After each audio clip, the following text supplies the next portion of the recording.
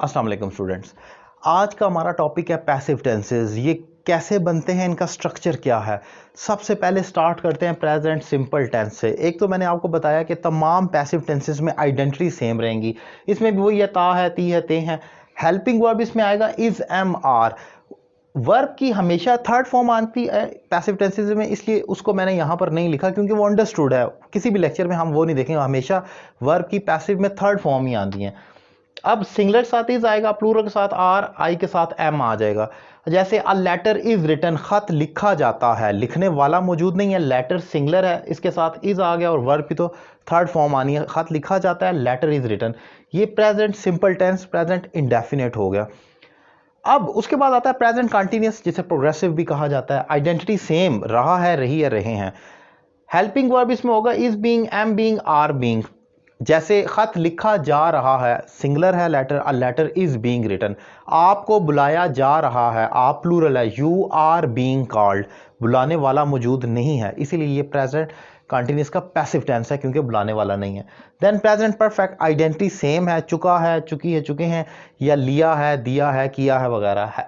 इसी तरीके से हेल्पिंग वर्ब है हैज बीन और हैव बीन। सिंगुलर के साथ हैज बीन आना है, प्लूरल के साथ हैव बीन आना है। जैसे काम मुकम्मल कर लिया गया है, किसने किया है, वो मौजूद नहीं है, लिहाजा ये पैसिव है। The work has been completed, तो ये पैसिव टेंस हो गया। फिर आगे चलते हैं future indefinite, future simple tense. Identity आप देखेंगे गा, गी, गे, उसी तरीके से सेम है, ये एक्टिव में भी यही है। हेल्पिंग वर्ब है विल बी। जैसे a letter will be written, खत लिखा जाएगा, कौन लिखेगा, मौजूद नहीं है, ये पैसिव टेंस है। लेटर सिंगुलर था, हेल्पिंग वर्ब विल बी है और रिटन थर्ड फॉर्म। ये सिंगुलर प्लूरल दोनों के साथ आपने विल बी का ही यूज करना है। Then future perfect tense, identity same है, चुका होगा, चुकी होगी, या ले लिया होगा, दे दिया होगा, वो काम कर चुका होगा। अगर पैसिव है तो काम किया जा चुका होगा, या खत लिखा जा चुका होगा। हेल्पिंग वर्ब है विल हैव बीन, आप शैल हैव बीन भी यूज कर सकते हैं, लेकिन जरूरत नहीं है, लगा भी लें तो गलत नहीं है।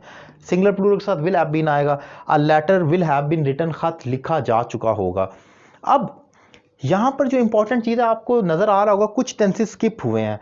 एक तो याद रखें, 3 परफेक्ट कंटीन्यूअस टेंसेस नहीं बनते। Present perfect continuous, past perfect continuous और फ्यूचर परफेक्ट कंटीन्यूअस का पैसिव नहीं बनता। कुछ जगह पर कहा जाता है कि उनका हेल्पिंग वर्ब बनाकर आप बना सकते हैं। जैसे अगर प्रेजेंट परफेक्ट कंटीन्यूअस है तो उसमें आप हैज बीन, बीइंग कर दें, लेकिन ये ऑब्सोलीट है, कॉमनली प्रैक्टिस नहीं है, इसको स्किप कर दें। ये स्ट्रक्चर ही नहीं खड़ा हो सकता, क्योंकि इसमें एक ही हेल्पिंग वर्ब बार बार रिपीट, हैज बीन, बीइंग आ रहा है, एक ही हेल्पिंग वर्ब रिपीट हो रहा है, तो वो गलत है। और एक टेंस और फ्यूचर कंटिन्यूअस का पैसिव भी नहीं बन सकता। विल बी बीइंग उसका हेल्पिंग वर्ब बनाए तो वो भी रिपीट हो रहा है, लिहाजा वो भी नहीं बनेगा। सिर्फ यही आपके मेन टेंसेस बनेंगे जो मैंने यहां पर डिफाइन किए हैं। अच्छा, इसमें एक जो चीज इंपॉर्टेंट है वो ये है कि अगर आपको पैसिव टेंसेस में एक हेल्पिंग वर्ब पता हो तो आप पूरा फार्मूला खुद लिख सकते हैं। कैसे? आइडेंटिटी वो तो सेम है जो आपको पहले से याद है एक्टिव टेंसेस की। हेल्पिंग वर्ब ओके, वो मैं आपको बता देता हूं। वर्ब की हमेशा थर्ड फॉर्म आनी है, और सिंगुलर प्लूरल वो जब आपको 3 हेल्पिंग वर्ब मिल जाएं तो आप खुद चुन सकते हैं।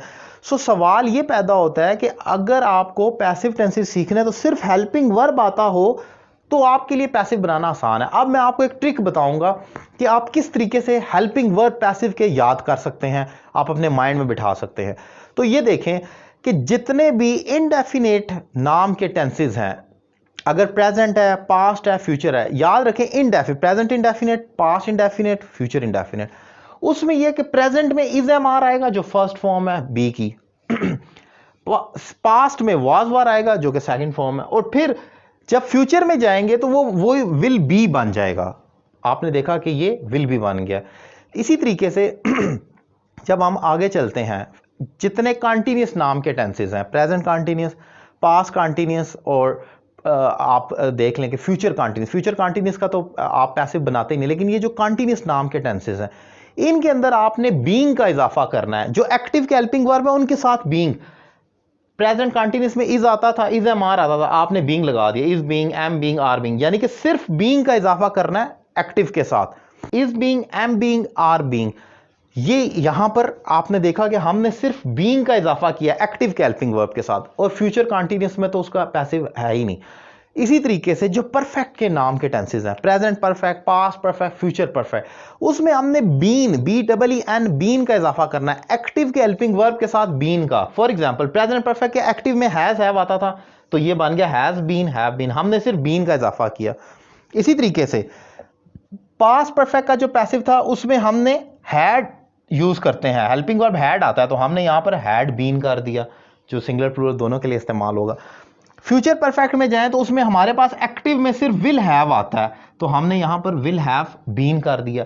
यानी कि आपने देखा कि हमने कुछ भी नहीं किया, परफेक्ट में सिर्फ बीन का इजाफा करना है एक्टिव के हेल्पिंग वर्ब के साथ, और जो कंटीन्यूअस के टेंसेस हैं उनमें बीइंग का इजाफा करना है, जो उसके ऑलरेडी हेल्पिंग वर्ब एक्टिव में आ रहे हैं, इज एम आ रहा है तो इज बीइंग, वॉज वा रहा है तो वॉज बीइंग, वर बीइंग, इसी तरीके से।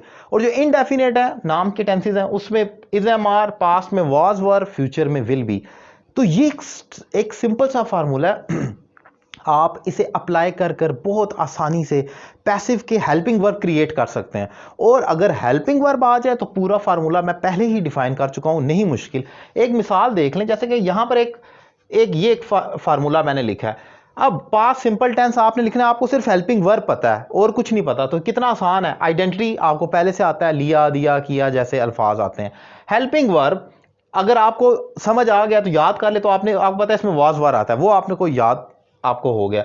उसके बाद वर्ब की हमेशा थर्ड फॉर्म आनी है, याद करने की जरूरत नहीं। फिर सिंगुलर प्लूरल, सिंगुलर के साथ वॉज, प्लूरल के साथ वर्ब। जब आपके पास हेल्पिंग वर्ब मालूम हो जाए तो सिंगुलर प्लूरल चुनना तो मुश्किल नहीं। लिहाजा इंपॉर्टेंट चीज़ सिर्फ यही है कि पैसिव करने के लिए आपको सिर्फ और सिर्फ हेल्पिंग वर्ब का आना लाजमी है। और मैंने उसका फार्मूला बताया कि किस तरीके से आप हेल्पिंग वर्ब खुद क्रिएट कर सकते हैं, एक छोटी सी ट्रिक अप्लाई करके। मैं समझता हूं कि पैसिव को मैंने इसी एक ही लेक्चर के अंदर इसीलिए डिफाइन किया ताकि हम एक कंपैरिजन कर सकें और आसानी से समझ आ सके इसका स्ट्रक्चर। ये लेक्चर आपको पैसिव को समझने में बहुत ज़्यादा हेल्प करेगा। अगर आपको ये लेक्चर अच्छा लगा है और आप मेरे मजीद वीडियो लेक्चर्स देखना चाह रहे हैं तो मेरा यूट्यूब चैनल सैयद अली रज़ा काज़मी लाजमी सब्सक्राइब करें। इसके अलावा अगर आप मुझसे 1-to-1 online English language class लेना चाह रहे हैं दुनिया के किसी भी कोने से, नंबर आपकी स्क्रीन पर मौजूद है, आप अभी कॉल कर सकते हैं और एक रीज़नेबल फ़ी पे कर आज से ही अपने इंग्लिश लैंग्वेज कोर्स का आगाज़ कर सकते हैं। Thank you very much.